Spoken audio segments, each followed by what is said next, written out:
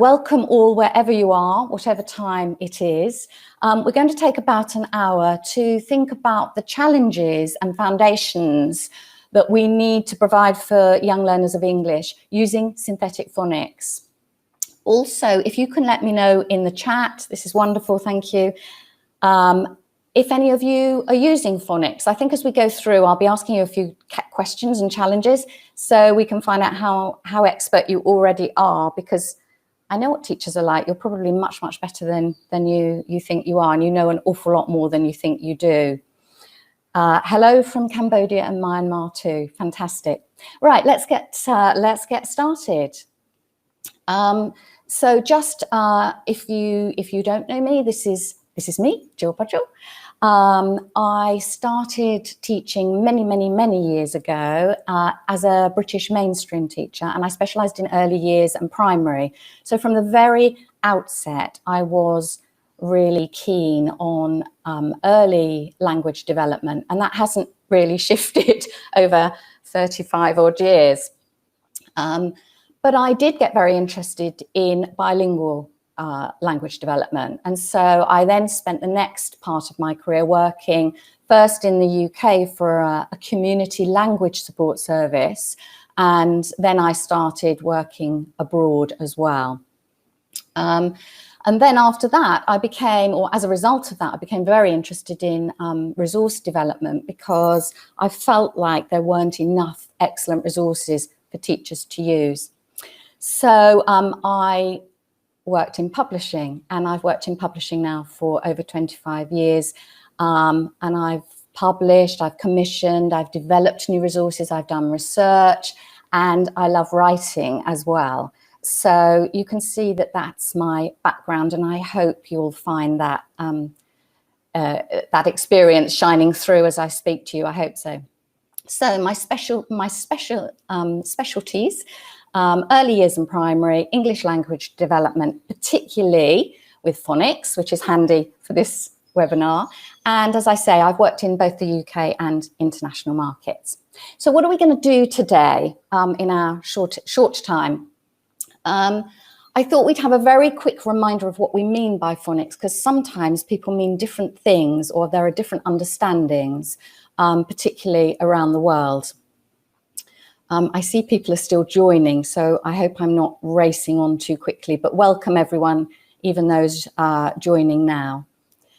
We're then going to have a very quick look at the evidence for phonics, because, you know, in education at the moment, we're not allowed to say anything without making sure, quite rightly, that there's some sound evidence behind it. And although that could be a webinar in its own right, I just wanted to make that clear. And if people are interested in delving more into that, we can certainly provide links for you to follow up afterwards.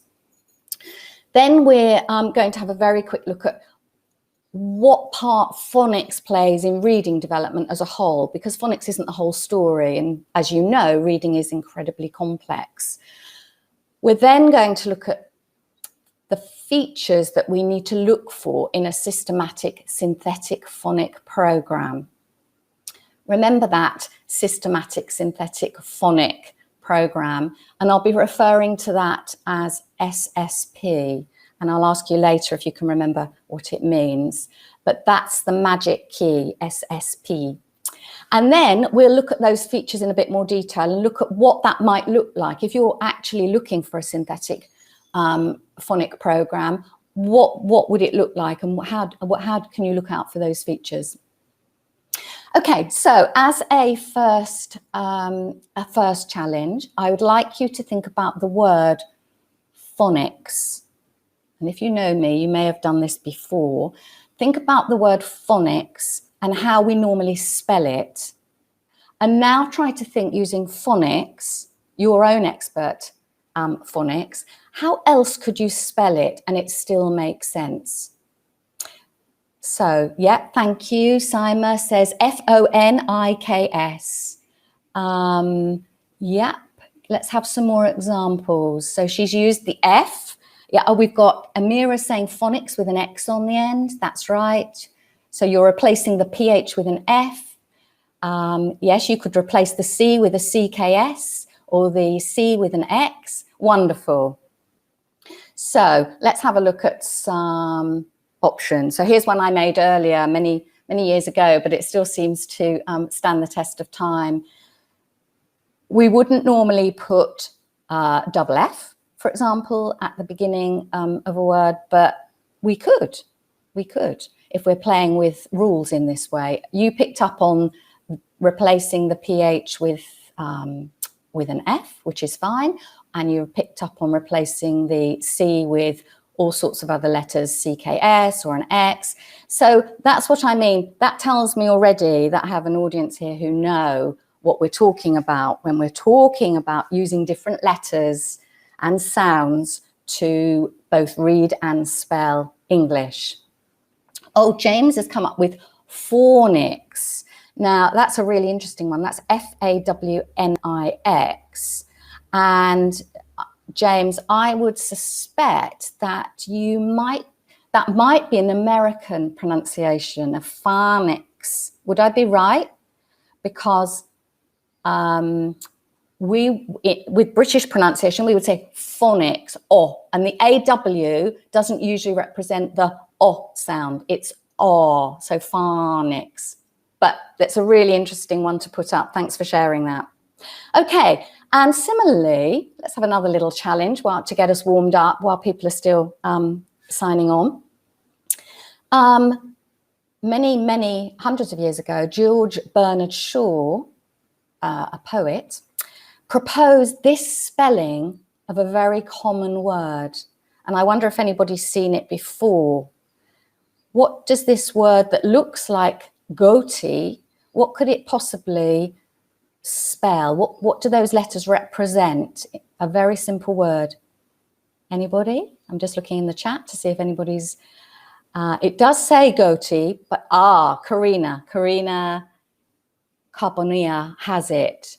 So this is actually what George Bernard Shaw proposed as a way to spell fish. It's just like we did with phonics a minute ago. This is the word fish, and you could spell it like this. If you think about the GH, where it appears at the end of a word, like rough. Something is very rough on your skin. The GH can, in that context, represent the F sound. The O in the middle represents the I in fish, in a word like women, where the O we pronounce as I. So we've got F, I, and then the TI, which you cheated on slightly, I must admit, is represented in a word like nation or creation, where the TI represents the sh sound. So he says, this is how difficult English is for people to learn. A simple word like fish could easily be spelt with these letters. So it's a really fun thing to do. And actually with slightly older children who are really getting very expert with phonics, you can play these games with them and really challenge their understanding of letters and sounds and how to play with them, have some fun with them, because that's what we want children to be able to do. They're so expert with it that they can have fun with it and make, as long as they know the correct spelling, of course, and don't get confused. Okay, so that's just to warm you up and to show you the sorts of things that we'll be covering. So what do we mean by phonics? Well, we mean those things that we've just been talking about.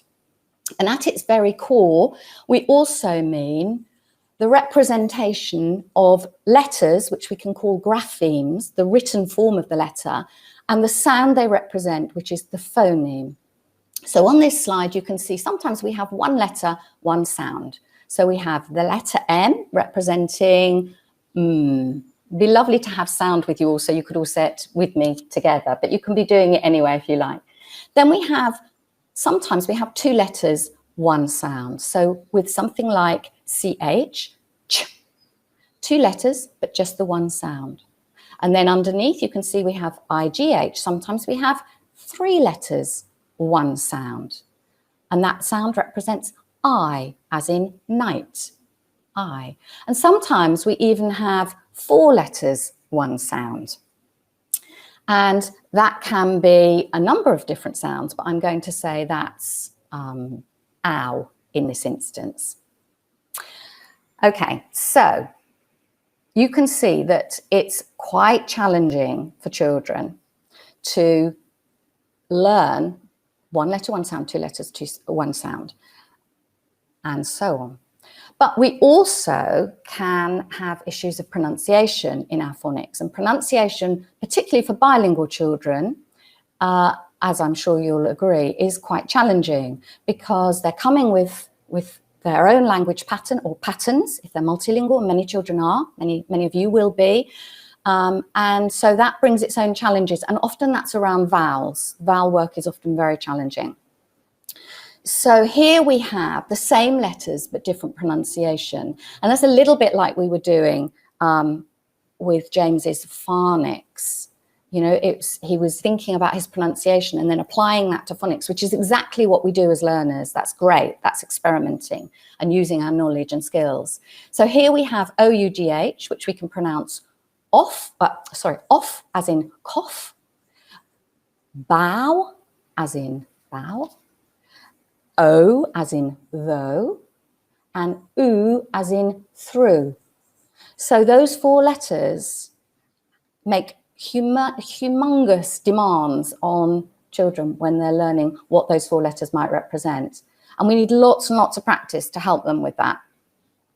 And similarly,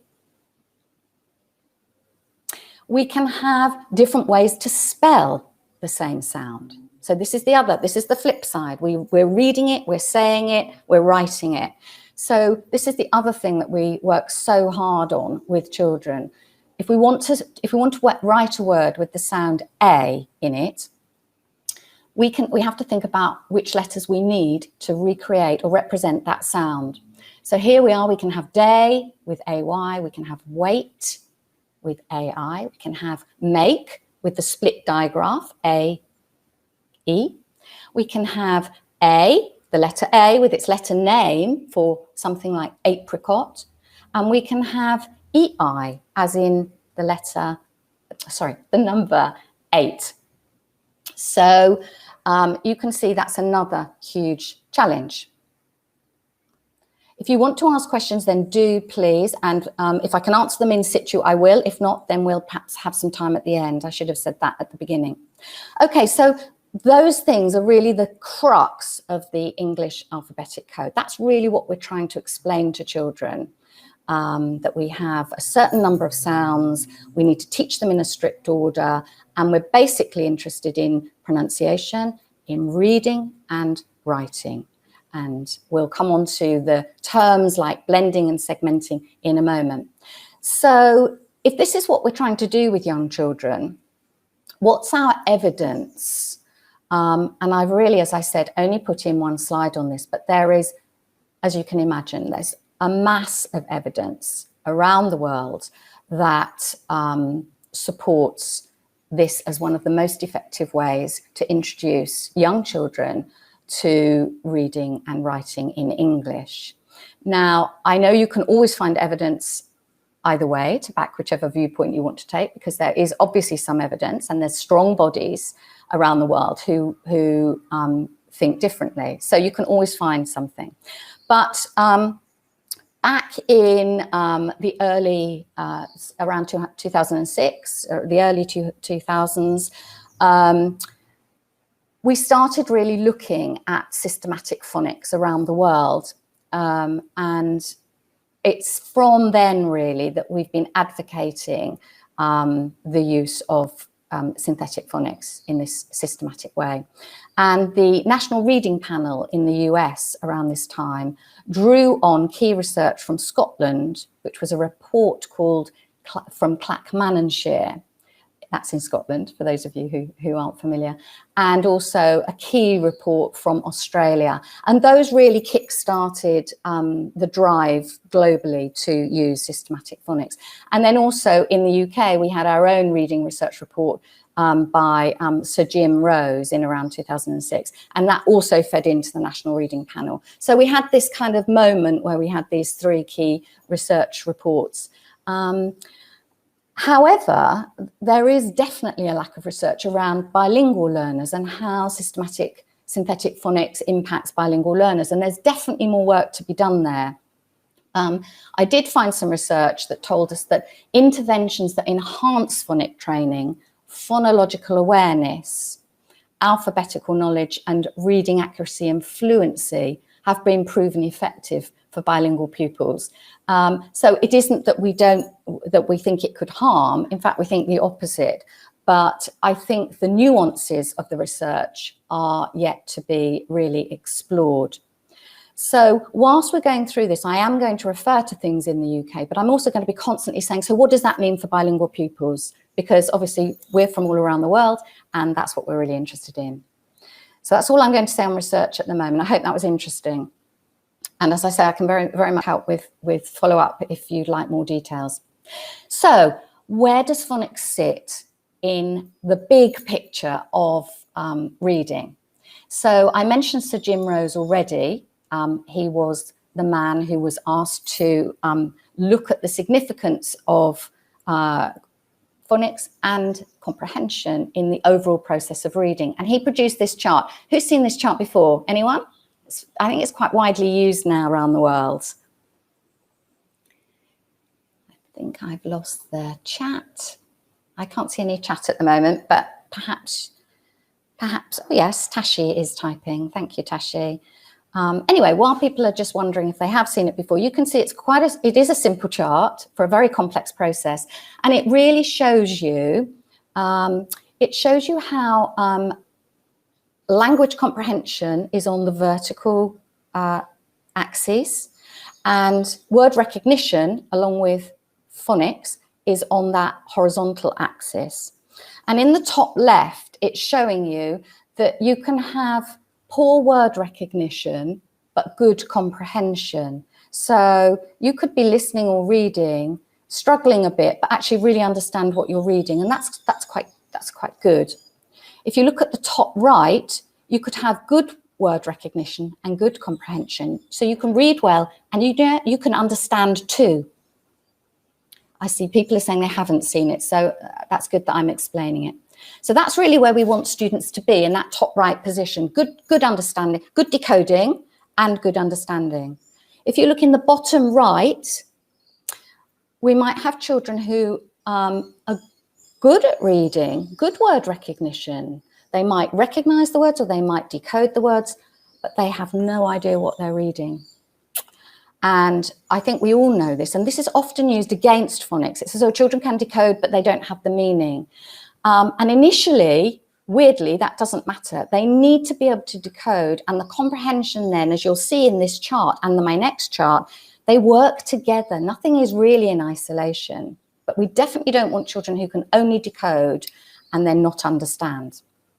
And in the final bottom left quartile, we might have children who it's just not working. They can't recognize the words, they can't decode, and they can't understand. And clearly that's the worst possible place to be. So you can see that ideally we want children who can both decode and understand. Of course we do. The point of reading is to be able to understand. So it's quite a nice chart to understand that. However, more recently, this model has been produced by Hollis Scarborough. You can see the references at the bottom. And this isn't quite such a simple chart, as you'll see, but I really like this because I think this shows in more detail what we mean by language comprehension and what we mean by word recognition.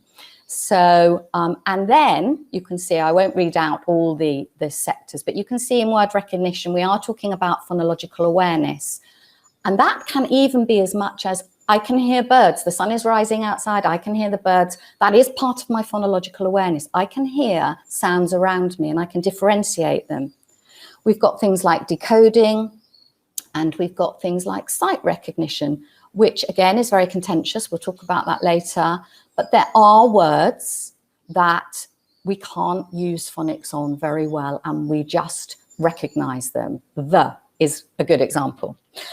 And this chart, I love this chart, as I said, because it then takes those micro granular parts of comprehension and word recognition and shows how they intertwine with word recognition becoming more and more automatic and language comprehension becoming more and more strategic until we become a skilled reader with that lovely sort of plaiting, twisted plaiting effect at the end.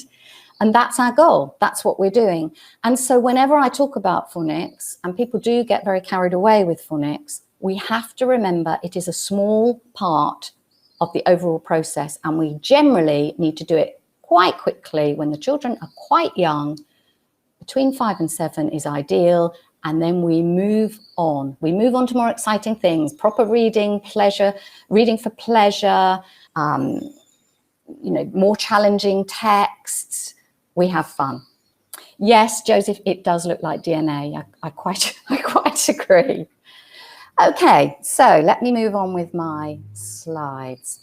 So if we've got this alphabetic code that we're trying to teach, and we know that it's just a small part of the overall reading process, what does that look like? What would we be looking for if we were looking for a systematic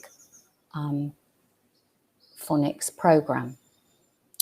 Well, in the UK, some time ago now, and again under review now, documents were produced to say what we thought the core criteria should be.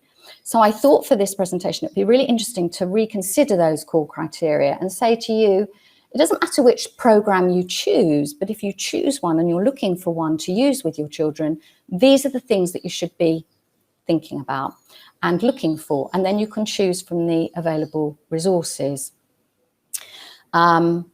So even though these are old, even in the revised edition, which is imminently being published here in the UK, there's very little change because the things that work, okay? I think we know that as teachers. So core criteria, we're looking for a multi-component program to ensure fidelity to the teaching framework. I'm going to come back. The next slides are each one looking at these core criteria. So I'm not going to say much more now than just read through these. Then we can think, okay, multi-component, what does that mean? What would that look like? Fidelity to the teaching framework, what does that mean? We'll come back and look at those. We're looking for something that deals with phonics first and fast. We're looking for a program that starts at least by the age of 5. Some people think you can start earlier with nursery children or kindergarten children. And certainly a lot of the fun phonological awareness preparation, which is good for language development as a whole, not necessarily just for phonics, or certainly not just for phonics, is very effective. And of course, we're doing those things with young children. We're singing songs and we're acting and playing and making big letters in the air and so on. And I think that's really, really important. We're looking for something that offers a discrete daily session. I know that's not always possible in your different settings. That may be quite challenging, but this is the ideal. And we're also looking for something that is multi-sensory, fun to do, but goal-focused. I think a lot of the stuff in the UK here has moved, it's become so multi-sensory that it's kind of lost the focus of the teaching, the phonic teaching. So we'll look at that in a bit more detail. I was trying to move that on, but I can't, so we'll go to this one. Okay, so this is a continuation of what those core criteria are. We're looking for something that helps us to teach how to blend phonemes. Remember, those are the letter sounds all through a word to decode for reading. That's a fundamental principle. We're also then looking to provide decodable text so children can practice that blending. And this has become more important in the UK criteria. It's no good just teaching children how to blend. They need independent practice, and that's what the decodable text will do. We need something that will segment words into phonemes for spelling.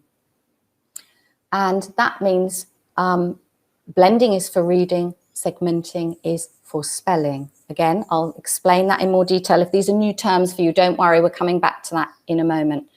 We need something that will allow pupils to apply the phonic knowledge and skills as their first approach to reading and spelling, even for irregular words. So we need lots and lots of activities, both oral and written, and that might be workbooks, that might be photocopy masters, that might be activities that you decide to engage with. And we fundamentally need something that will help us to assess children's progress, because if we don't know what they've learned, we don't know what they need next. And actually, more importantly, if we don't know what they don't understand, then we don't know what to do next. So those are the core principles. So let's now, in our last half an hour, because we're halfway through already, can you believe? Let's have a look at what those core features will look like to help you to know what to look for. So fundamentally, you need to be looking for a complete program. Now, I know there's all sorts of constraints, budget constraints, time constraints. This is the ideal, because you need a program that offers you everything that you need to be able to do with your children.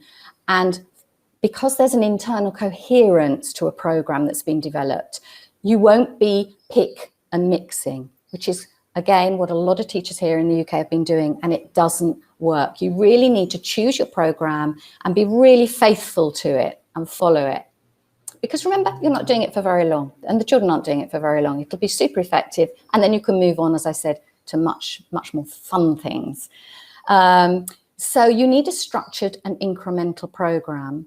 And within the program, you need support for the teachers. And what does support mean? Well, you know as well as I do, it's really helpful to have great lesson plans and guidance, particularly if you're working in a second language.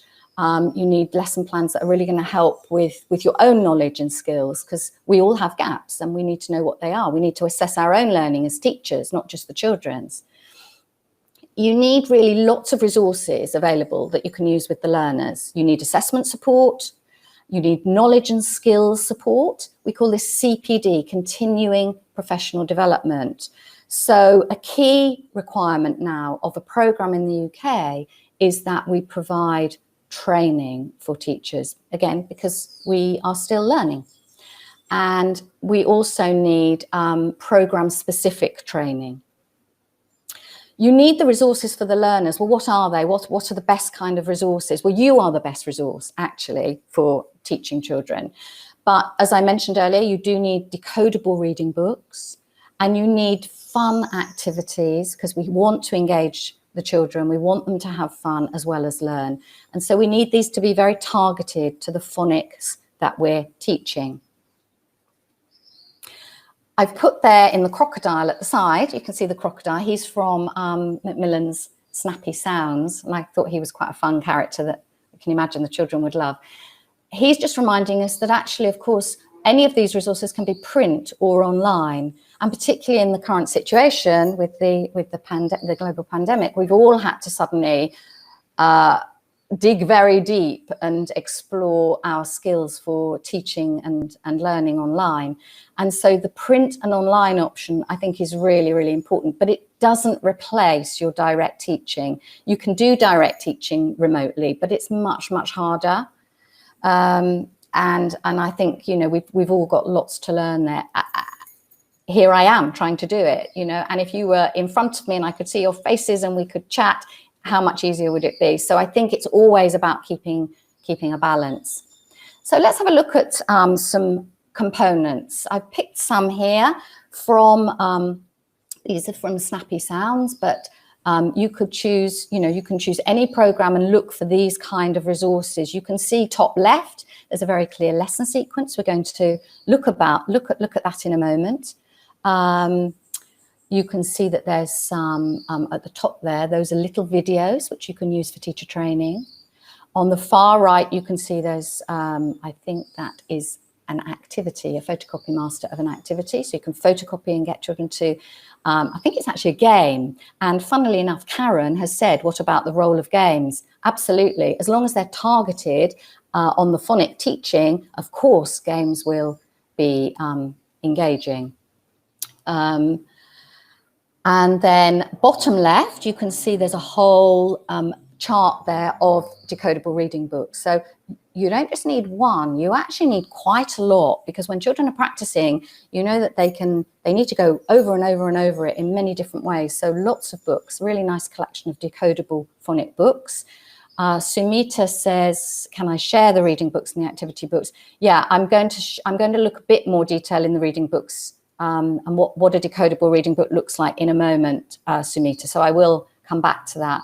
And then in the middle, you can see actually, bottom left, you can see, is it big? That's a decodable reader. So that's one of the decodable readers from Snappy Sounds. You can see you have a teacher's resource book. You've got some letter cards there with the letter G, and the boy is jumping over anybody know what that card represents? He's jumping over something in the rocks. Lots of people coming on. Yep, thank you very much. Thank you. Lovely. Gap. He's jumping over a gap, which is great. And then you can see also, can you see gems, the little card with gems on it? That's a little flashcard. So that's quite interesting that we've got the letter G for G as in gap, but then higher up in higher levels, we'd be looking at the letter G with a different pronunciation, J. Okay, so that's the sort of thing you'd be looking for.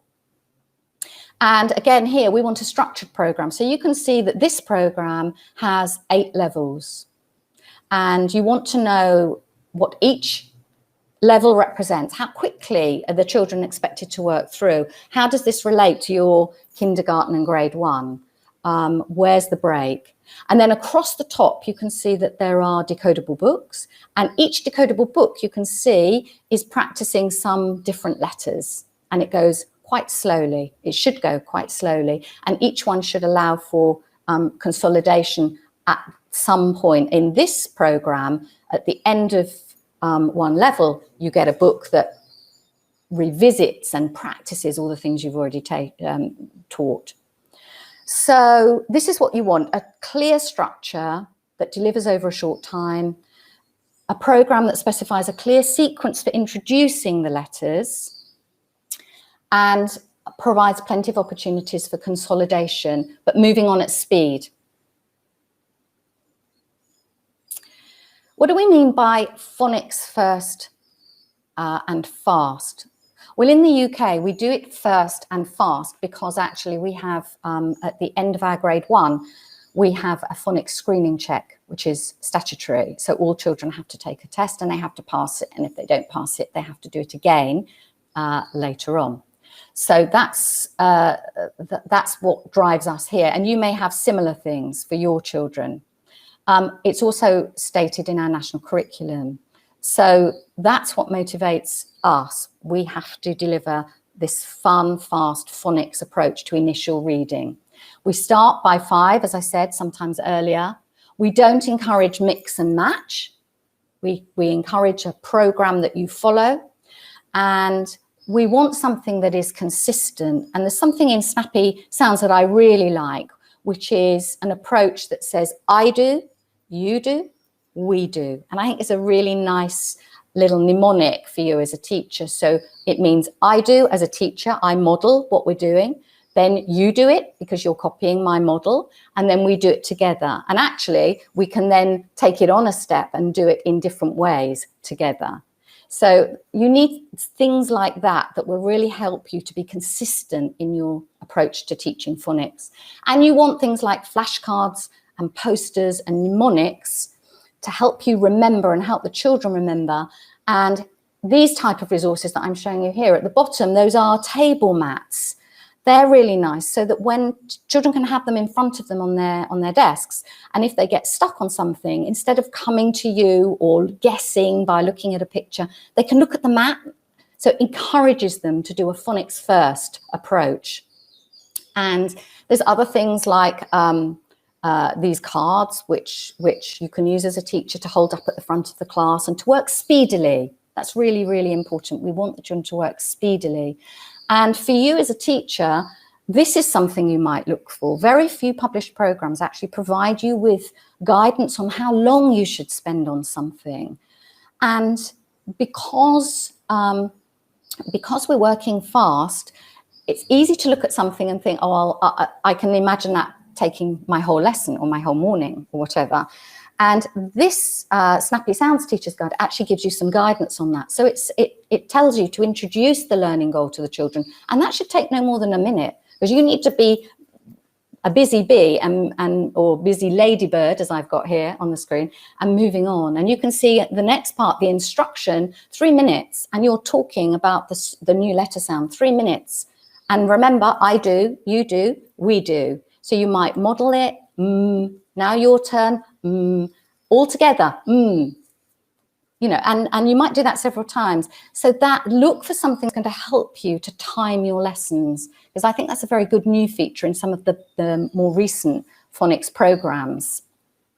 Someone's saying the mat concept is good. Thank you. That's Sumita again. Yes, I like that as well. I think you need things that are handy, that you can draw on. If you're having a discrete and structured daily lesson, you need something that looks a little bit like this.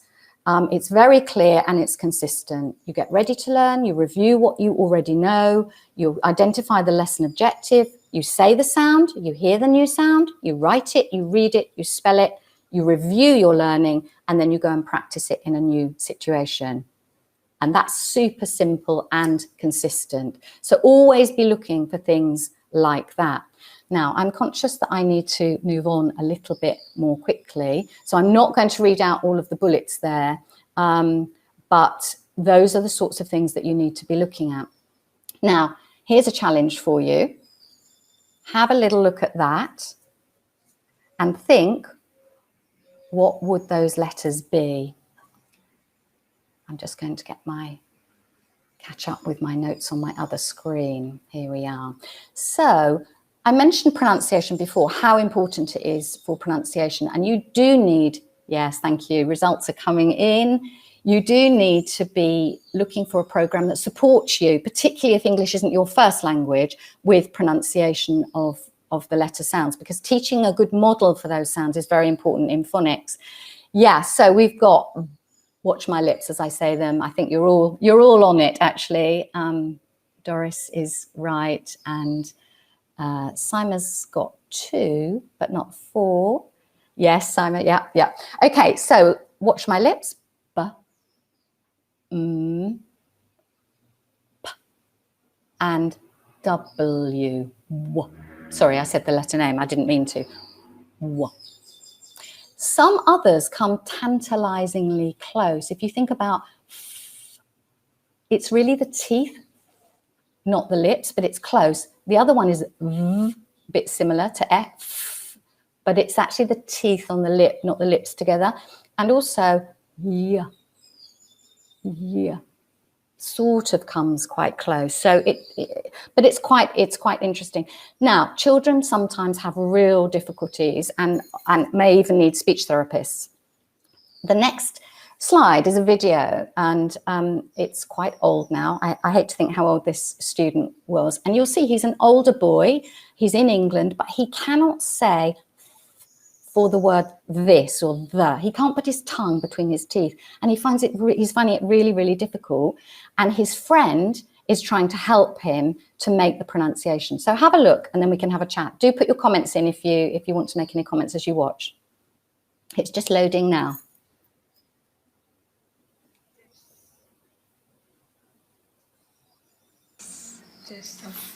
Okay, Steve, show Josh, please. This. Josh, you need to be looking at Steve. This. Oh, this. You mean this? I need to say this. Look at my tongue.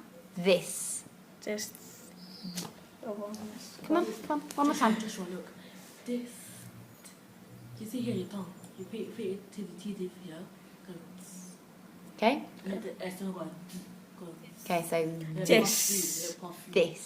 This. That's it. One more time. This. This. You've done it.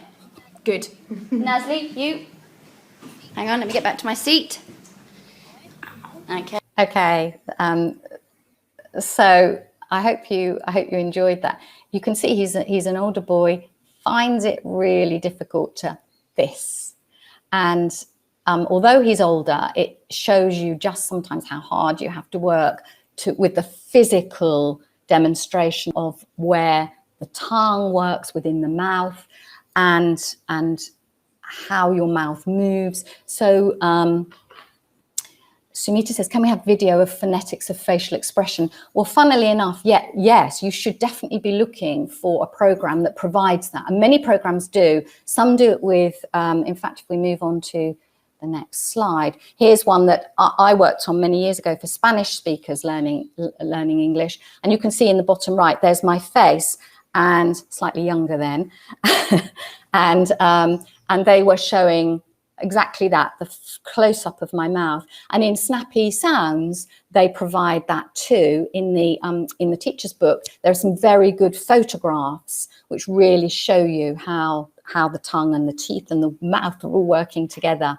So when you're making these kind of sounds, s, a, f, p, qu, b,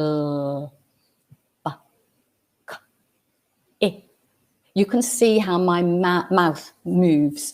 And that's something that you should definitely be looking for. Okay, moving on at speed. The other thing that's really important is that you'll notice in that discrete daily lesson structure, we're saying that it's very important to be able to write the letters. And I'm very keen on handwriting. And so you need to find a program that really helps you with correct letter formation. Because again, particularly with bilingual children, if they know how to write in a second language or even multiple languages, left to right or top to bottom may not be the norm for letter formation. And so even though we all think we know how to form a capital M, let's say, it's very important as part of the consistency message that we all do the same thing all the way through the school. So do look for something. This one I've taken from one of my other programs that's actually handwriting, but you can see that's very important. And it's important to get children to make the movements really large to start with. So, you know, even in kindergarten, you can be getting children to make big movements in the air, take a streamer and get them to stream round the classroom or the outside space to make the big letters, make them in paint. You know, we really want some creative ways to engage children. Okay, racing on. Blending. We want something that teaches us to blend. What do we mean by blending? It means we see this word, we don't know what it says. We say each sound for each letter. So we say k, a, t. Did that sound like anything? No. Let's go a little bit faster. K, a, t, k, a, t, k, a, t. Cat. It's cat. And that's blending. That's blending to read. There's a really simple example, but that's the process we want to encourage with children. And you can see at the side, I've put a decodable game there because, again, we need lots of practice. And here you've got an example of a decodable text. Someone was asking if we could have a look at those. This isn't a huge example, but you could see how many books there were in Snappy Sounds. There's lots, which is great because you do need a lot. They aren't always a Shakespeare. You know, the quality of decodable text is quite difficult because you're so constrained by the letters and the words that you can use. So at first, sometimes you have to forgive that a little bit. But the quality of the artwork and the photos is all part of engaging the learner. They're not using them to read, they're using their phonics first and fast, remember. But pictures and illustrations and photos, having fiction and non-fiction and poetry and so on. Well, actually, poetry is very hard with decodable, but you know, having that variety is all part of engaging the learners, very important. So these aren't for a rich reading experience. These are for encouraging decodable, independent reading. It's really important that we know that. There's that chart to show you how many books you ideally should be looking for to give the children enough practice. And notice that final column on the right. Each of those books is consolidating each level. Really important. What do we mean by phonics for spelling? We mean we're writing something, we want to write the word cat. So we think, okay, cat, k, it begins with k. I know how to write k.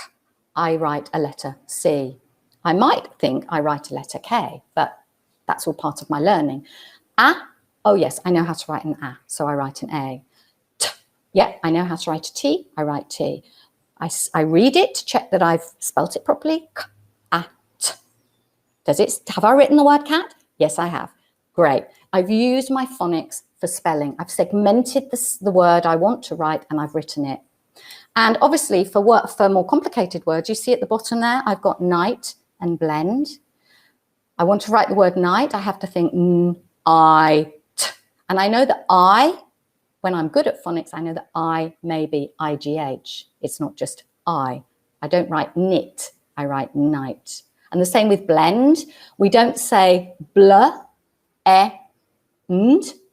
We say a sound for each letter right through the word. We say b, l, e, n, d to write the word or to read it. So that blending right through the word is a really critical factor in synthetic phonics.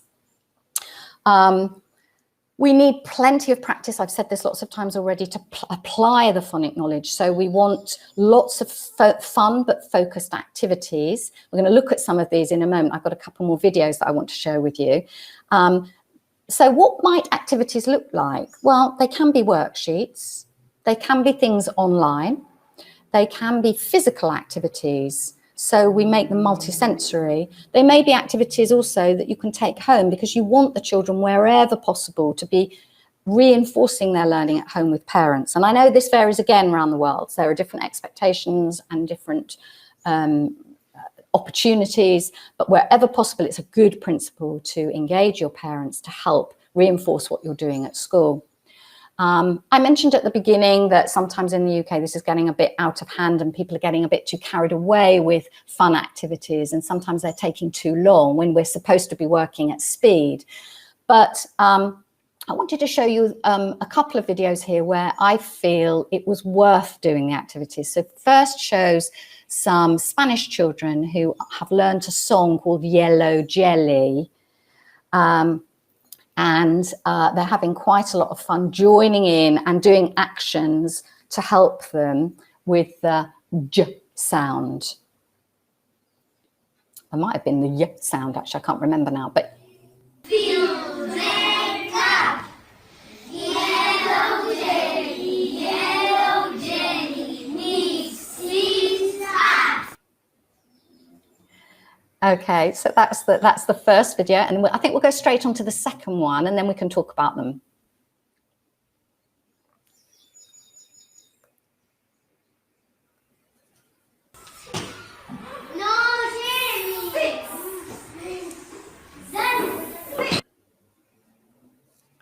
Can we just see that one again, Raina, if possible? It's so quick.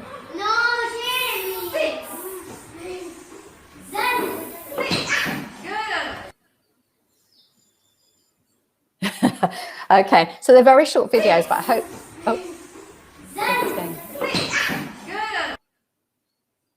But I hope that they make the point. So the first one, as I say, is the children really enjoying. They know song Yellow Jelly. I think it was about yeah, actually, which is a really difficult sound for many children to say. And they'd learnt this little song and they were pronouncing it really nicely and joining in. And involving some actions, so they were really making it a kinesthetic experience as well.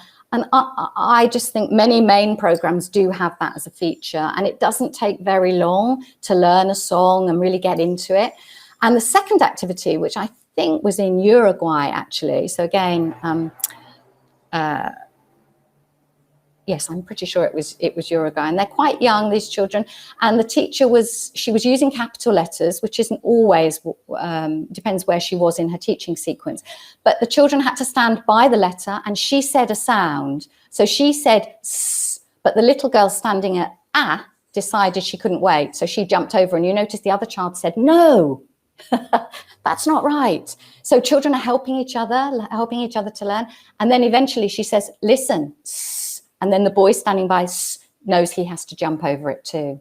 So it's a really nice little activity. It can be quite quick and really gets the children active, because we can't expect them to sit there for too long, as I know you will know. So I've also done this activity with recyclable plastic cups, because you can stand them in front. So when they hear their letter, they stamp on the plastic cup and it makes a great crunching sound, which they think is hilarious.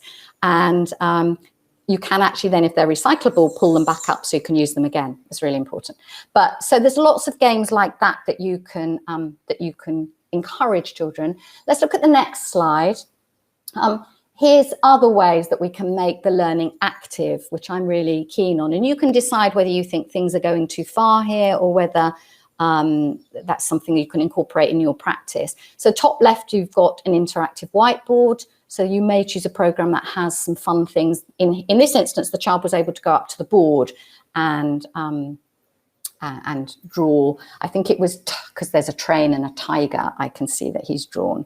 In the middle one there on the top row, you can see they're sort of playing a game similar to the one that we just witnessed, where it looks like it's in the home. So perhaps the parent is saying a letter sound and then the children have to go and stand on the letter sound. So you could play that if you've got a big space.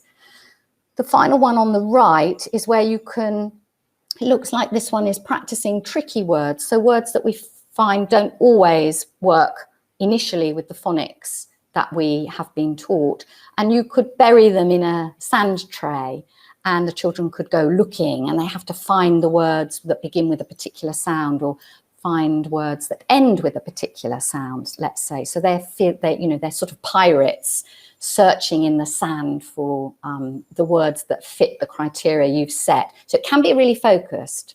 The one bottom left is obviously you can chalk words on a playground and ask children, you can say, run to the word I'm saying. Listen.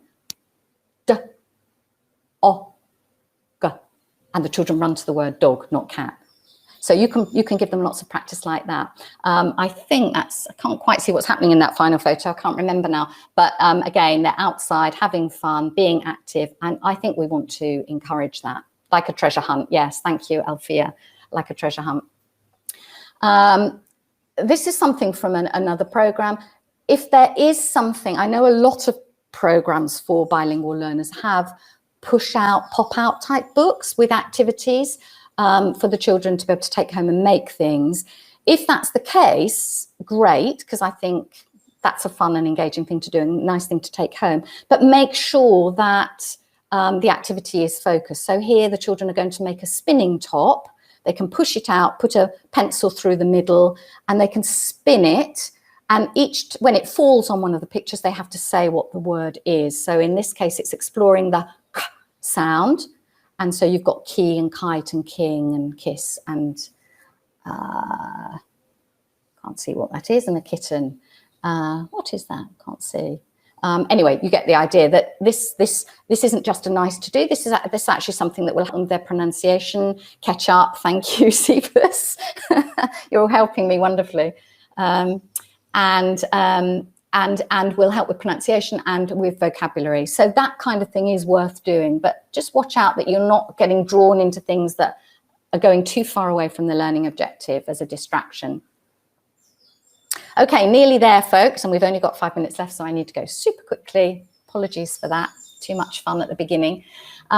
Look for a program that specifically pulls out tricky and high frequency words. I think I've already mentioned those before as those words that aren't always as decodable as they might be, or you haven't learned the rules yet to be able to decode them. That's very important. And something that assesses progress. So these are taken from Snappy Sounds, the phonics program that Macmillan have got, because I thought they actually offered a really nice, simple solution. You want something that's going to help you track the incremental progress, keep track of learners' progress, assess for further learning. They can do that, but I still need to go back to the pronunciation. You know, how will I do that? Identifying difficulties, ideally with support for what to do next. You don't want to just assess and then put it aside. You want to have something that helps you assess and know what to do next, where to go next. Do I need to do more practice activities? That kind of thing. And this was an extra slide that I put in because of the current situation. And these were some new criteria that have been flagged in the UK, specifically for now. So you want a high quality program in these uncertain times that offers specific training, so you know exactly what you're doing. It's challenging enough if you're trying to teach online, but having the security of a program, I think, will really help. Making sure the program can be adapted for online, but doesn't depend on it, doesn't replace that direct teaching. You know, there's nothing wrong with sending worksheets home or workbooks. You know, you need a mixed diet, I think. Engaging parents at this time, super important. I know they're very stressed often and looking for work or trying to do their work at home. So there's lots of challenges there. But like it or not, their children are probably going to be sitting in front of a screen, and parents will hear what's going on. And it is a great opportunity. And in fact, people here in the UK are saying it's one of the silver linings. We'll look back and think that was a silver lining of this terrible time, that parents actually got closer to what their children are learning in schools. So there's a little bit of optimism there. And the programme really needs to take account too of some of your lowest attaining students, whether they have special educational needs or disabilities. But there needs to be some strong support for differentiation and for not leaving those children behind. It's very, very important. I think we are almost at the end. Oh, sorry, I've jumped one. This one is to show you the in-service training that you might look for, videos to help you understand, really important. And this is an example of an e-learning book online. And then we have finished. I'm a bit of a gamble at the end, I'm so sorry. This is what we've covered in this session. I'm sure you've got lots of questions. I think we have actually run out of time for questions, so I think Rainer will explain how you can send them in if you have them. Thank you very much for joining me, and lovely to e-meet you all, and good luck with your phonics teaching. Have fun. Bye for now.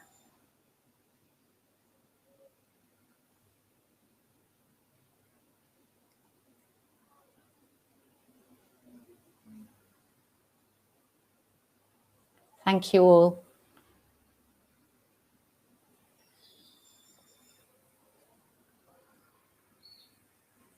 As always, if you do have any questions, feel free to contact us on the email address there.